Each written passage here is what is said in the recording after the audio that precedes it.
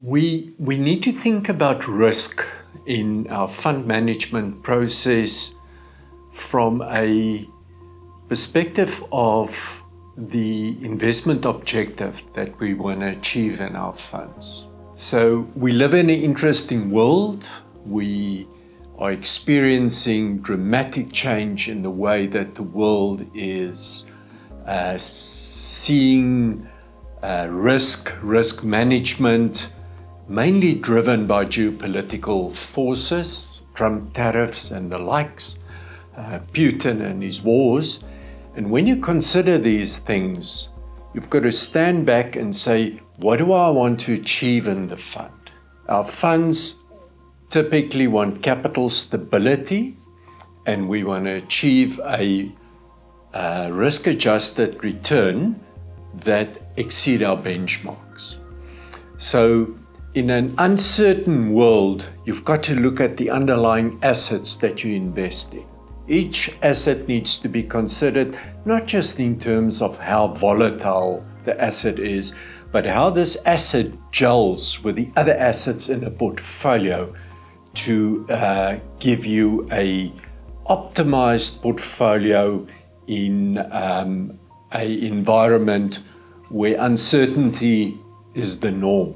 So asset for asset now, portfolios are analyzed and stressed and evaluated in terms of what's the potential for a drawdown, what is the potential of the asset correlation changing to from a historical perspective. A good example is equities and bonds. Over the past 80 years, equities and bonds tend to have a negative correlation. In other words, when equities rally, bonds don't always perform that well.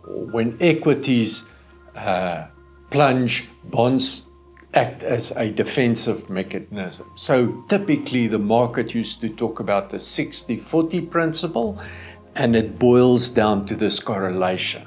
But in the world that we live in today, those rules don't apply anymore. And one's got to be extremely nimble in analyzing these assets and understanding how they gel together, and that you get the optimal diversification in your portfolio, sufficient risk allocation to achieve your objective. In the portfolios that TBI manage, we've got a very simple process. We say we allocate risk in a space where there's a high probability of positive returns. If we believe we cannot achieve that, we'll stand back and we'll take the carry. That means we go park our money in conservative assets. This strategy has worked for the past 10, 15 years in our investment process. It's extremely efficient.